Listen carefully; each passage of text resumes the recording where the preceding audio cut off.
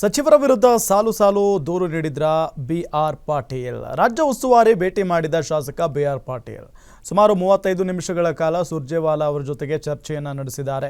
ವಸತಿ ಇಲಾಖೆಯ ಭ್ರಷ್ಟಾಚಾರವನ್ನು ಇಂಚಿಂಚು ಬಿಚ್ಚಿಟ್ಟಿದ್ದಾರೆ ಶಾಸಕ. ದಾಖಲೆ ಸಮೇತ ಸುರ್ಜೇವಾಲಾ ಗಮನಕ್ಕೆ ಬಿಆರ್ ಪಾಟೀಲ್ ಅವರು ತಂದಿದ್ದಾರೆ. ಎಲ್ಲವನ್ನು ಹೇಳಿದ್ದೇನೆ, ಅವರು ನೋಟ್ ಮಾಡಿಕೊಂಡಿದ್ದಾರೆ, ಮುಂದಿನ ತೀರ್ಮಾನ ಅವರಿಗೆ ಬಿಟ್ಟಿದ್ದು ಅಂತ ಬಿಆರ್ ಪಾಟೀಲ್ ಹೇಳಿಕೆಯನ್ನು ಕೊಟ್ಟಿದ್ದಾರೆ. ನೋಡಿ, ಸುಮಾರು 35 ನಿಮಿಷಗಳ ಕಾಲ ರಾಜ್ಯ ಉಸ್ತುವಾರಿ ರಣದೀಪ್ ಸಿಂಗ್ ಸುರ್ಜೇವಾಲಾ ಅವರ ಜೊತೆಗೆ ಮಾತುಕತೆಯನ್ನು ನಡೆಸಿದ್ದಾರೆ ಬಿಆರ್ ಪಾಟೀಲ್. ವಸತಿ ಇಲಾಖೆಯಲ್ಲಿ ನಡೀತಾ ಇರುವಂತಹ ಭ್ರಷ್ಟಾಚಾರ ವಿಚಾರಕ್ಕೆ ಸಂಬಂಧಪಟ್ಟಂತೆ ಮಾಹಿತಿಯನ್ನ ನೀಡಿರೋದೇ ಬಿಆರ್ ಪಾಟೀಲ್. ಧ್ವನಿ ಎತ್ತಿದ್ದೇ ಬಿಆರ್ ಪಾಟೀಲ್. ಇದೆಲ್ಲದರ ನಡುವೆ ಈಗ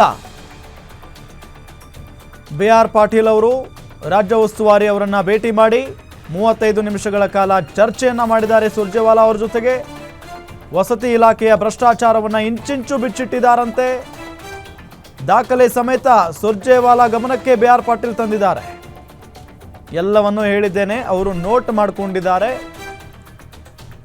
ಮುಂದಿನ ತೀರ್ಮಾನ ಅವರಿಗೆ ಬಿಟ್ಟದ್ದು ಅಂತ ಹೇಳಿ ಬಿಆರ್ ಪಾಟೀಲ್ ಹೇಳಿಕೆಯನ್ನು ಕೊಟ್ಟಿದ್ದಾರೆ. ನನಗೆ ಹೈಕಮಾಂಡ್ಲಿಂದ ನೀವೇ ಜಗಾಡ್ತಿರೋದು. ನನಗೆ ಹೈಕಮಾಂಡ್ಲಿಂದ ಕರೆ ಬಂದಿತ್ತು. ಮಾನ್ಯ ಸುರ್ಜೇವಾಲಾ ನಮ್ಮ ಅಖಿಲ ಭಾರತೀಯ ಕಾಂಗ್ರೆಸ್ ಕಮಿಟಿಯ ಪ್ರಧಾನ ಕಾರ್ಯದರ್ಶಿಗಳು ಅವ್ರ ಜೊತೆಗೆ ದೀರ್ಘವಾದಂಥ ಚರ್ಚೆ ಆಯಿತು. ನಾನು ಹೇಳಬೇಕಾದದ್ದನ್ನೆಲ್ಲ ಅವರಿಗೆ ಹೇಳಿದ್ದೇನೆ. ಅವರೆಲ್ಲರೂ ನನ್ನ ವಿಷಯಗಳನ್ನು ನೋಟ್ ಮಾಡಿಕೊಂಡಿದ್ದಾರೆ.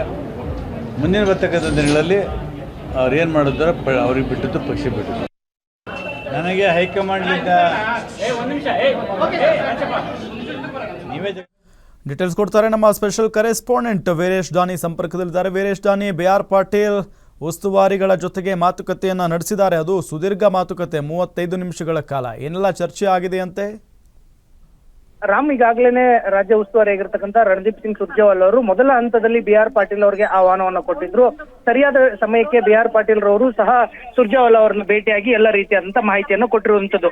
40 ನಿಮಿಷಗಳ ಕಾಲ ಬಿಆರ್ ಪಾಟೀಲ್ ಮತ್ತು ಸುರ್ಜೇವಾಲಾ ಅವರ ಮಧ್ಯೆ ಮಾತುಕತೆ ಆಗಿರುವಂತದ್ದು. ಬಿಆರ್ ಪಾಟೀಲ್ ರವರು ಇತ್ತೀಚಿನ ದಿನಗಳಲ್ಲಿ ತಮ್ಮ ಅಸಮಾಧಾನ ಏನಿತ್ತು, ಆ ಅಸಮಾಧಾನವನ್ನ ಯಾವ ರೀತಿಯಾಗಿ ಮಾಧ್ಯಮಗಳ ಮುಂದೆ ಹೊರ ಹಾಕಿದ್ರು, ಆ ಎಲ್ಲ ವಿಚಾರಗಳನ್ನು ಸಹ ಈಗಾಗಲೇ ಸುರ್ಜೇವಾಲಾ ಅವರ ಮುಂದೆ ಇಟ್ಟಿರುವಂತದ್ದು. ಅದರ ಜೊತೆಗೇನೆ ಅವರಿಗೆ ಮನೆ ಹಂಚಿಕೆಗಳ ವಿಚಾರದಲ್ಲಿ ಆದಂತ ತಾರತಮ್ಯ ಆಗಿರ್ಬೋದು ಮತ್ತು ಸರ್ಕಾರದಲ್ಲಿ ಸಚಿವರುಗಳು ಹಿರಿಯ ಶಾಸಕರುಗಳಿಗೆ ಯಾವ ರೀತಿಯಾಗಿ ಗೌರವವನ್ನು ಕೊಡ್ತಾ ಇದ್ದಾರೆ ಮತ್ತು ಯಾವ ರೀತಿಯಾಗಿ ನಿರ್ಲಕ್ಷ್ಯವನ್ನ ಮಾಡ್ತಾ ಇದ್ದಾರೆ ಮತ್ತು ಶಾಸಕರ ಪತ್ರಗಳನ್ನ ಕಡೆಗಣನೆ ಮಾಡ್ತಾ ಇರುವಂತಹ ವಿಚಾರವನ್ನು ಸಹ ಈಗಾಗಲೇ ಸುರ್ಜೇವಾಲಾ ಅವರ ಗಮನಕ್ಕೆ ತಂದಿರುವಂತದ್ದು. ಸುರ್ಜೇವಾಲಾ ಅವರು ಸಹ ಬಿಆರ್ ಪಾಟೀಲ್ ರವರು ಹೇಳಿರ್ತಕ್ಕಂಥ ಎಲ್ಲ ಹೇಳಿಕೆಗಳನ್ನು ಸಹ ನೋಟ್ ಮಾಡ್ಕೊಂಡಿರುವಂತದ್ದು.